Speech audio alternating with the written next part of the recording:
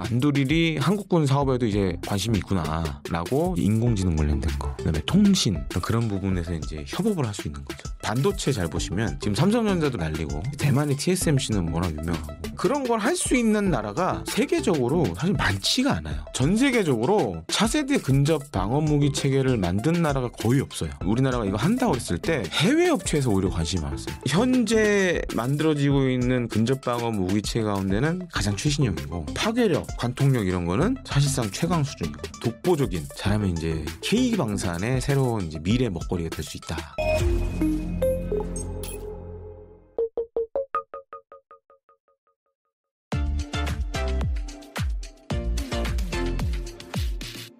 지금 이 팔마러키 안두릴 창립자가 우리나라를 방문해서 뭐 지사도 만들고 했는데 우리나라 오기 전에 먼저 갔던 나라가 있어요. 그게 어디냐? 대만. 그래서 지금 이제 안두릴이 대만에서 자폭 드론을 납품을 했어요. 그리고 대만에 일종의 이제 지금 공장 같은 것도 만들려고 그래요. 그래서 대만은 아시다시피 이제 뭐 2027년 중국의 대만 침공설이 계속 나오고 있잖아요. 그래서 대만이 지금 대만군이 갖고 있는 생각이 뭐냐면 10만 드론을 양성하겠다. 그러니까 우리 옛날 율곡 이 선생님이 10만 양동설처럼 10만 드론을 갖겠다. 그래서 그 중에 하나가 뭐였냐면 이 안두릴사에서 만든 자폭 드론을 지금 생산하려고 그래요. 대만 국방부도 방문했고 그다음에 이제 대만 국방부 장관이랑 뭐 회담도 하고 그랬어요. 그럼 우리나라에 이 사람이 그럼 대만 거쳐 우리나라에 왜 왔을까? 미국 방산업체들의 입장에서 한번 볼 필요가 있어요. 아시아에서 대표적인 큰 시장을 갖고 있는 나라들이 몇 개가 있어요. 특히 방위산업 관련돼서 이제 일본, 한국, 대만, 뭐 싱가폴 뭐 이런 순으로 좀 나뉘어져요. 인도도 있긴 해요. 근데 인도는 좀 멀고 그죠? 인도 뭐 이런 나라도 있어요. 그래서 이제 이번에 온 거는 아무래도 이제 한국이 아시아 지역에서 차지하는 이제 마켓 비중이 크다 보니까 여기서도 뭔가 우리가 비즈니스를 해야 될 것 같다라고 생각을 해서 온 것 같아요. 참고로 좀 안두릴에 대해 말씀드리자면 요즘 굉장히 핫한 국방 스타트업 그런 회사예요. 근데 지금 이제 스타트업이라고 하기에는 규모가 계속 커지고 있죠. 그리고 만드는 것도 다양해요. 보통 큰 기업들이 좀 이제 시간이 많이 걸리는 것들을 안두릴은 빨리빨리 해요. 왜냐하면 제가 말씀드렸잖아요. 스타트업이라고. 경영과 관련된 결정 과정이 굉장히 좀 단순화되어 있고 심플해요. 그러니까 뭘 만들 때 금방금방 결정하고 금방금방 이렇게 개조 개발해서 만들어내요. 그래서 제 기억이 이 안두릴이라는 회사에 대해서 좀 이렇게 좀 인상 깊게 봤던 게 뭐냐면 미군이 겪고 있는 문제가 하나 있습니다. 어떤 문제냐? 중국하고 27년도 뭐 계속 나오잖아요. 미중 간에 뭐 군사적 충돌이 있을 수 있다. 아니면 그게 대만 침공이 될 수가 있고 아니면 태평양에 한번 붙을 수 있다. 그러려면은 미사일이 많이 필요하겠죠. 중국의 군함을 때릴 수 있는 그런 미사일이 많이 필요한데 지금 뭐 예를 들어서 로키드 마틴이나 이런 데서 만든 미사일들은 다 비싸요. 막 발당 막 수십억씩 해요. 그러다 보니까는 미군이 지금 고민하고 있는 게 이게 뭐 몇백 발 가지고는 안 되고 뭐 몇천 발씩 갖고 있어야 되는데 그러려면 이제 그러니까 이제 안두리 생각해낸 게 그럼 우리가 완전히 이제 로봇화된 공장에서 그런 미사일을 대량으로 만들게. 그래서 실제로 이제 미국에도 그런 미군에서 지금 사업을 하고 있어요. 그래서 이제 안두릴도 거기에 들어가 있는데 그런 아이디어를 막 내고 그다음에 자기네 유튜브에 그런 막 애니메이션을 보여줘요. 굉장히 놀랍다. 기존에 제가 알고 있는 미국의 방위산업이나 우리나라의 방위산업과는 좀 다르다 얘네들은. 그리고 안두릴이 커진 배경도 있어요. 어떤 배경이냐면 지금 이제 미군이 고민하는 게 그거예요. 미 국방부가 고민하는 게 뭐냐면 예를 들어서 냉전 전만 하더라도 미국의 방위산업체가 한 열 몇 개 됐어요. 근데 냉전이 끝나고 다 이게 인수합병이 됐어요. 그래서 지금 뭐 아주 큰 데만 이제 말씀드리자면 로키드 마틴, 보잉, 레이시온, 노스롭 그루만 이렇게 한 4개 정도가 메이저예요. 그러다 보니까 어떤 문제가 생겼냐면 얘네들이 부르는 가격에 살 수밖에 없는 거예요. 그러니까 시장이 일종의 이제 독점 체제로 돼버린 거예요. 옛날에는 막 10개 정도 있었는데 그러다 보니까는 예산을 따오면 거의 이제 몇몇 기업이 다 가져가는 거죠. 그래서 요즘 이제 미국 방부가 열심히 하고 있는 게 뭐냐면 이 사람들을 견제해야 된다. 그래서 국방 스타트업 육성을 굉장히 열심히 해요. 그리고 기회의 창도 열어주고 뭐 연구 개발할 수 있는 능력도 뭐 이렇게 예를 들어서 이제 안두릴이 스타트업이라고 하지만 예를 들어서 R&D 연구 개발에 필요한 뭐 실험 장소라든가 기자재라든가 이런 게 필요할 거 아니에요. 근데 이걸 다 돈 들여서 할 수는 없잖아요. 그러니까 정부에서 하는 연구소를 뭐 빌려서 사용하게끔 해준다든지 아니면 실험장을 이용하게끔 해준다든지 이런 것들을 많이 하고 있고 각군에서도 이런 스타트업들과 손잡고 빨리빨리 뭔가 새로운 걸 만들어내야 된다. 진짜 중국하고 싸우려면. 그래서 그런 게 되게 강해요. 그래서 이제 회사가 많이 컸죠. 지금은 이제 뭐 미국, 영국, 호주 뭐 이런 여러 국방부들하고 협력을 넓히고 있고 설립 8년 만에 임직원이 한 6천여 명. 그다음에 이제 기업 가치가 한 300억 달러. 하나로 계산해보니까 한 약 40조 원 되더라고요. 그러니까 그 정도로 급성장했어요, 회사가. 보니까 이제 이번에 이제 안드릴 코리아를 만들었는데 여기에 이제 지사장이 전에 이제 보잉 코리아에서 근무했던, 저도 이름은 많이 들어본 분이에요. 존킴 대표라는 분이 이제 됐고, 그러니까 이걸 봤을 때는 안드릴이 한국군 사업에도 이제 관심이 있구나라고 좀 생각이 되는 부분이죠. 첫 번째로는 일단 우리 군 사업에 관심이 많은 것 같아요. 지금 우리 군 같은 경우에는 앞으로 향후에 이제 무인 체계를 많이 이제 도입할 예정이고, 근데 이제 문제가 뭐 소프트웨어 같은 부분에 있어서는 사실은 이제 안드릴이 좀 세계적인 기업이기 때문에 특히 이제 중요시되는 게 이제 인공지능 관련된 거, 그다음에 통신 뭐 이런 거는 안드릴이 좀 강점이 있어요. 그런 부분에서 이제 협업을 할 수 있는 거죠. 그리고 두 번째로는 그런 것도 한번 생각해 볼 수 있어요. 우리 반도체 잘 보시면 지금 삼성전자도 날리고, 그다음에 이제 대만의 TSMC는 워낙 유명하고. 근데 예를 들어 미사일이라던가 로봇도 그렇게 할 수 있겠죠. 근데 이제 그런 걸 할 수 있는 나라가 세계적으로 사실 많지가 않아요. 근데 우리는 대한민국은 제조업의 강점을 갖고 있잖아요. 반면에 이제 미국 안드릴사는 뭐 인공지능이라든지 소프트웨어, 통신 쪽의 강점을 갖고 있고, 그렇게 결합이 되면 오히려 이런 것도 생각해 보셨죠. 우리나라에서 안드릴과 우리 국내 방산업체가 협력을 해서 뭔가를 만들어서 다른 나라에 팔 수도 있겠죠. 근데 만약에 이제 미국에서 팔면 몇 가지 문제가 있겠죠. 예를 들어서 미 정부의 수출 승인을 받아야 되는 문제. 물론 이제 미국의 동맹국이라면 사실 이제 그런 문제가 없는데, 약간 동맹도 아니고 그렇다고 해서 사이가 썩 좋은 것도 아닌 나라도 있잖아요. 예를 들어 이제 중동 국가들, 뭐 사우디아라비아라든가 UAE라든가 그런 나라들을 대상으로 우리가 역할 같은 걸 해줄 수 있는 거죠. 그런 측면도 좀 담겨 있다라고 봐요. 그러니까 우리가 좀 미숙한 부분들, 그리고 연구개발이 많이 필요한 부분들, 이런 것들을 좀 안드릴이 좀 해주고, 우리는 대신에 이런 만드는 것들, 뭐 유도무기라든지 미사일이라든지 로봇이라든지 아니면 뭐 장갑차라든지 우리가 잘하는 부분들과 협업을 하면 나쁘지 않죠. 그렇게 볼 수도 있습니다.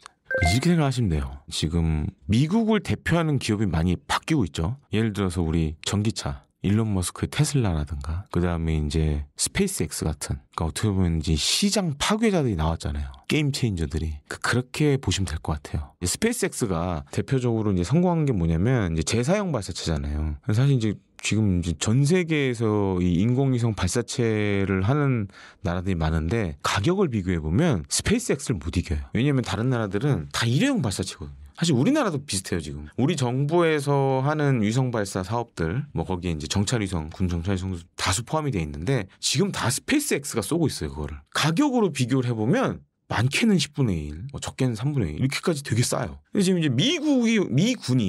미 국방부가 원하는 것도 그런 거예요. 그러니까 그런 이제 시장 파괴자.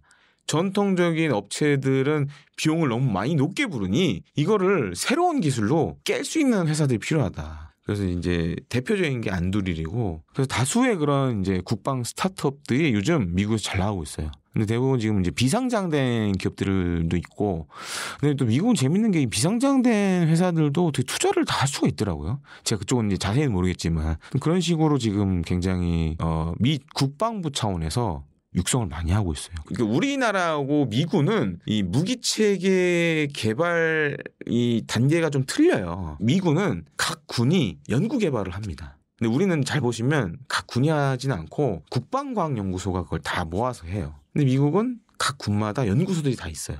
그래서 그런 데랑 이런 스타트업들이 협업을 해요. 그리고 이제 제일 중요한 게 어떤 물건을 만들었을 때 테스트를 해봐야 되잖아요. 근데 미국은 잘 보시면 땅덩어리에 넓잖아요.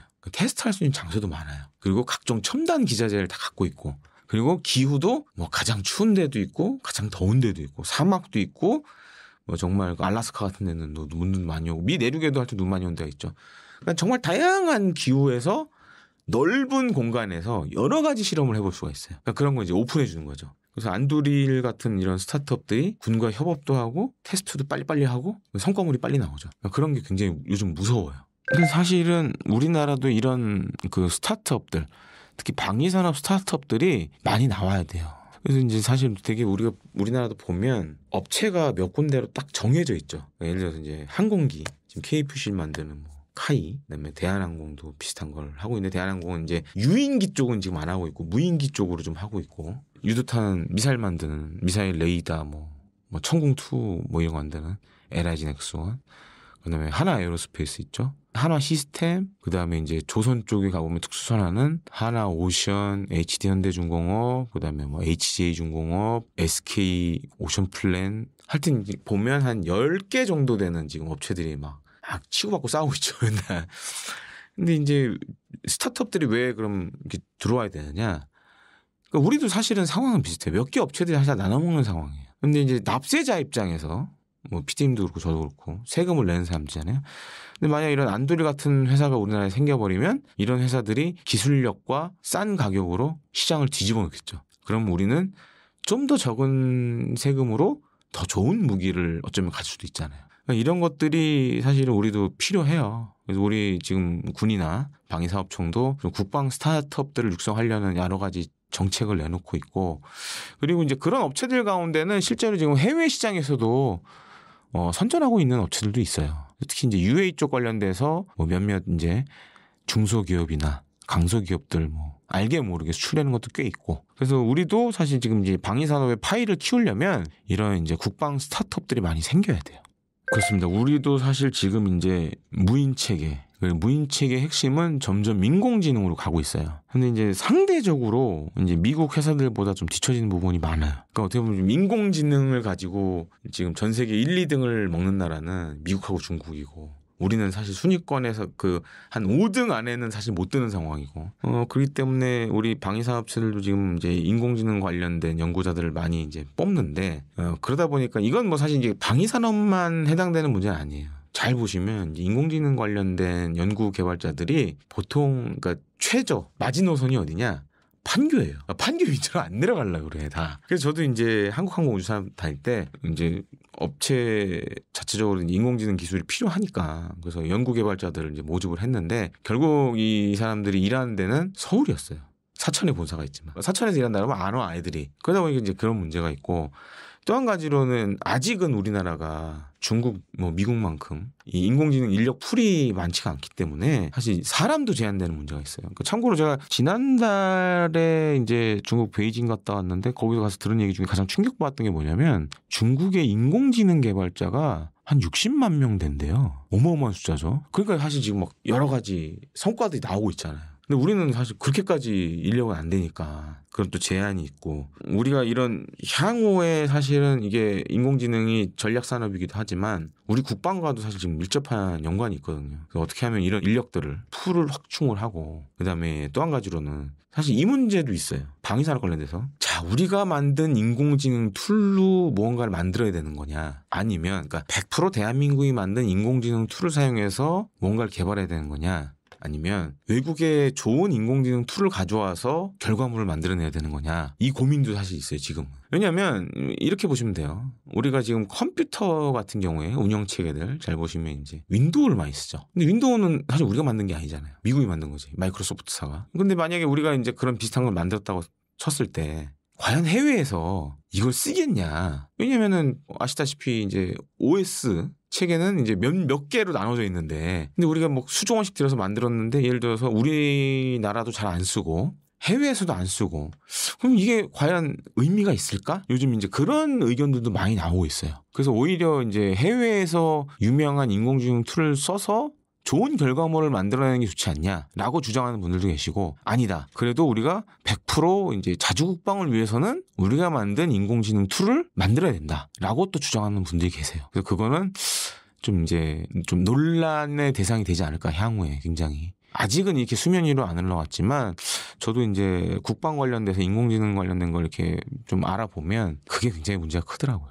이게 뭐 시청자분들이나 이제 구독자 입장에서 봤을 때도 어떻게 보면 한 번은 이제 고민해볼 문제라는 거죠. 영어로 하면 이제 시위즈 그리고 한국어로 하면 이제 근접 방어 무기 체계라고 많이 얘기를 하는데 이런 겁니다. 군함에 이 시위즈가 달려 있어요. 지금 우리 해군도 보면 한 두 종류의 지금 시위즈를 쓰고 있는데 하나는 과거 네덜란드에 들어온 골키퍼 가 있고 또 하나는 이제 미국의 레이시온사에서 들여온 펠렁스라는 게 있어요. 그래서 얘네들이 하는 임무가 뭐냐면 이제 뭐 영화 같은 거 보시면 군함에 이제 막 대한미사일 날라옵니다. 그럼 이 대한미사일을 요격하는 방식이 두 가지가 있어요. 첫 번째는 이제 소프트킬이라고 하는데 전자전으로 이 미사일을 교란을 시키는 거예요. 그런 방식이 있고 아니면은 체프나 일종의 이제 금속 조각, 체프를 발사해서 뿌리거나 아니면 이제 군함을 묘사할 수 있는 기만체를 수면에 떨궈 가지고 그쪽으로 미사일을 유도하는 방법도 있어요. 그러니까 전자적으로 교란을 시키거나 다른 기만체나 이제 금속 물질을 하늘에 쏴서 교란시키는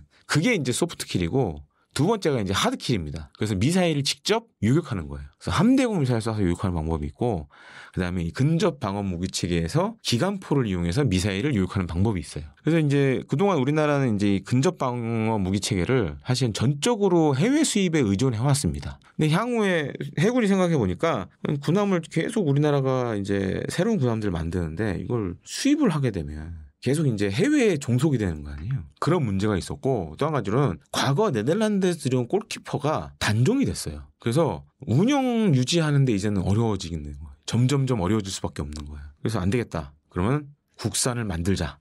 그래서 시작된 게 바로 이 시위즈2 사업입니다. 그러니까 근접 방어 무기체계 2차 사업이라고 할 수 있겠습니다. 네덜란드에서 만든 골키퍼가 단종되면서 미국으로부터 이제 펠랑스를 도입을 했거든요.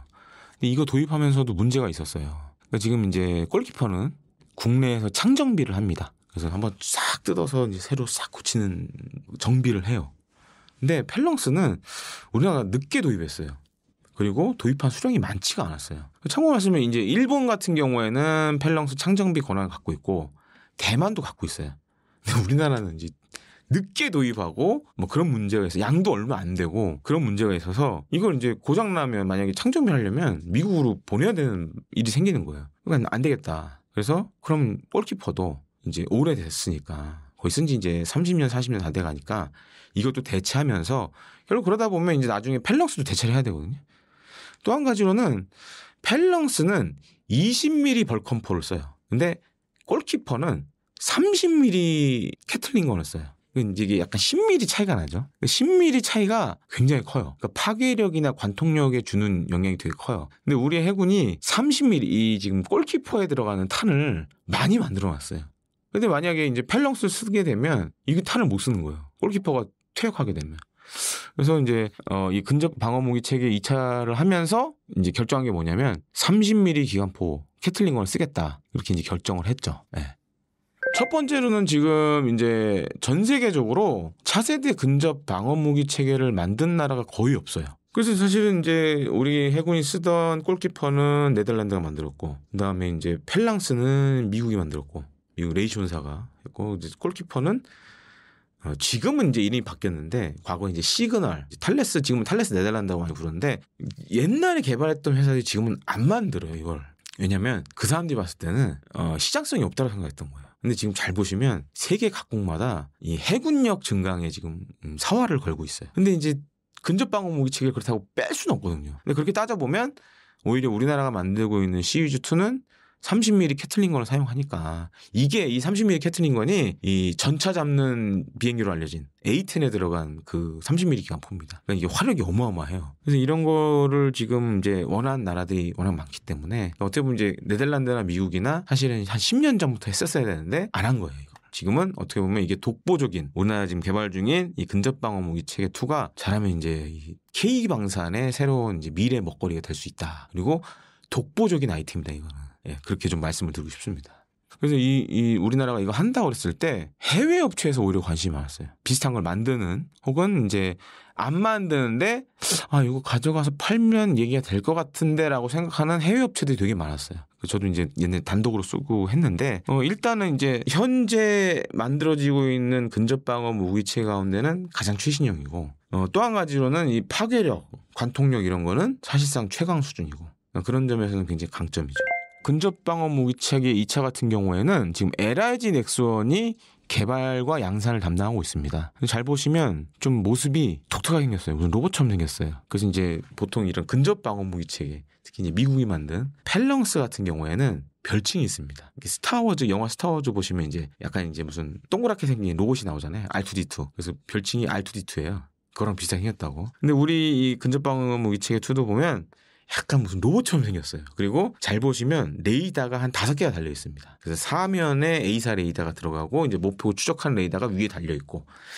그래서 지금 이제 나온 전 세계 지금 근접방어 무기 체계 가운데 이렇게 A사 레이더를 많이 적용한 건 우리나라가 만든 곧 양산에 들어가게 될 근접방어 무기 체계 2가 제가 알고 있기로 사실상 유일해요. A사 레이더를 달면 장점이 뭐냐? 기계식 레이더들은 레이더가 이렇게 돌아가잖아요. 그러면 이제 빠른 예를 들어서 뭐 초음속 미사일이나 속도가 빠른 뭐 극초음속 미사일 요격할 때 좀 뚝뚝 끊기겠죠. 이게 이제 표적 정보가 쭉 들어오는 게 아니라 뚝뚝뚝 끊기면서 들어온단 말이에요. 그러면 이제 요격하는데 힘들겠죠. 근데 A사 레이더는 마치 이제 이지스 구축함에 달린 이지스 레이더 마냥 움직이는 걸 쫙 보여주니까 한 번에 쫙 흐름을 궤적을 쫙 보여주니까 그런 측면에서 굉장히 유리하죠. 그래서 이제 그런 것들이 이제 강점으로 꼽히고 있습니다. 시리즈 2, 이 근접방어 무기 체계 2 같은 경우에는 좀 특별한 탄약을 사용합니다. 그러니까 거기 들어가는 기관포탄이 좀 특수해요. 왜 특수하냐? 전방 산개탄 혹은 전방 확산탄이라는 걸 쓰는데 예를 들어서 목표물 최대한 가까운 데 가서 기관포탄 안에 텅스텐 탄심이 들어있어요. 여러 개의 텅스텐 탄심이 들어있습니다. 그래서 그 나가기 전에 입력을 해줘요. 최대한 가까운 곳에 가서 빵 터지면서 텅스텐 탄자가 확 펼쳐져요. 그러면서 적의 대한미사일이나 이런 것들을 격추시킬 수가 있거든요. 사실 이런 포탄을 지금 적용한 근접 방어 무기 체계는 제가 아는 한도 내에서는 지금 우리나라가 만들고 있는 근접 방어 무기 체계 2가 사실상 유일하다. 그리고 또 한 가지가 예를 들어 이런 것도 생각해 볼 수 있죠. 지금 이제 군집 드론이 되게 이슈가 되고 있잖아요. 여러 대의 드론이 한꺼번에 몰려온다. 그러면 이제 기존의 대공포들 같은 경우에는 물론 이제 근처에 가서 빵 터지면서 파편으로 이렇게 요격을 할 수 있지만 이 전방 확산탄 혹은 전방 상계탄을 사용하는 뭐 우리가 지금 만들고 있는 근접방어 무기 체계 2 같은 경우에는 군집 드론을 뽀개는데 아주 최적화되어 있죠. 왜냐하면 이 텅스텐 탄심이 확 퍼지면서 이제 발사 속도도 어마어마하기 때문에 쫙 이제 펼쳐지면서 쫙 싹 다 이제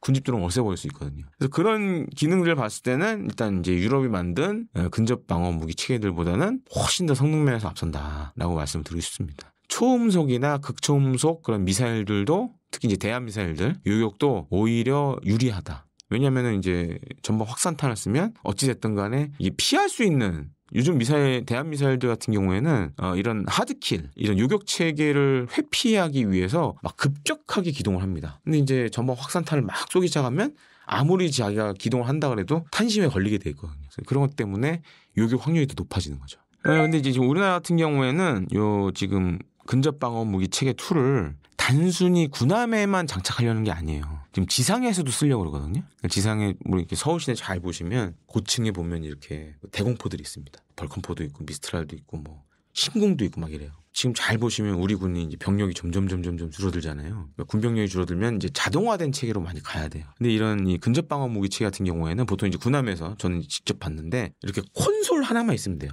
그러니까 컴퓨터 같은 게 하나만 있으면 온 시키면 그때부터 자기가 자동으로 알아서 사람이 많이 필요 없어요. 물론 이제 정비할 땐 사람이 필요하지만 운용하는 데는 사람이 많이 필요 없어요. 이걸 이제 지상에서도 쓰려고 지금 하고 있기 때문에 해외 여러 나라에 관심이 많죠.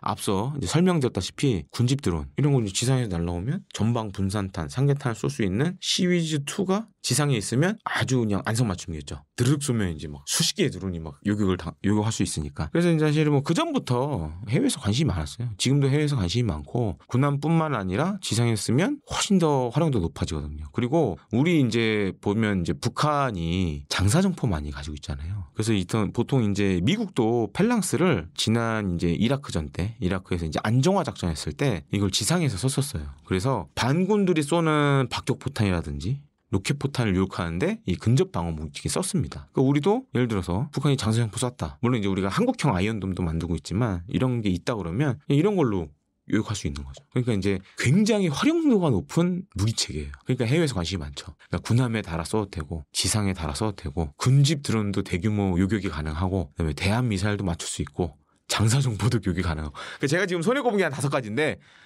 5가지 정도는 할 수 있으니까. 사실 뭐 저도 이제 알았죠. UAE라든가 이런 데서 관심이 있다라는 걸. 근데 아마 그거 이상으로 사실 이제 관심이 정말 많아요. 그리고 더 중요한 건 해외 큰 방산 업체들도 이 관심이 많아요. 그러니까 이거를 이제 가져가서 자기네 나라에 맞게 개조를 할 수 있는 방법도 있고 또 한 가지로는 지금은 이제 30mm 캐틀린 건 쓸 모델이 나오려고 하지만 이것도 생각해 보시면 돼요. 레이저. 그러니까 레이저를 달면 자기가 스스로 알아서 이제 요격을 할 수 있는 거죠. 딱 온만 시켜놓으면 그리고 레이저는 오히려 기관포탄보다도 싸요. 한 발 쏘는데 가격이 몇 천 원이면 되니까. 전기료만 들어가면 되니까. 그러니까 여기에 만약에 30mm 기관포탄을 빼고 레이저를 달면 이것도 이제 게임 체인저가 되는 거죠. 지금 우리나라도 지금 레이저 개발을 열심히 하고 있기 때문에 이제 고출력 레이저를 이런 것들을 만약에 여기 접목을 시킨다. 그러면 정말 무서운 무기가 되죠.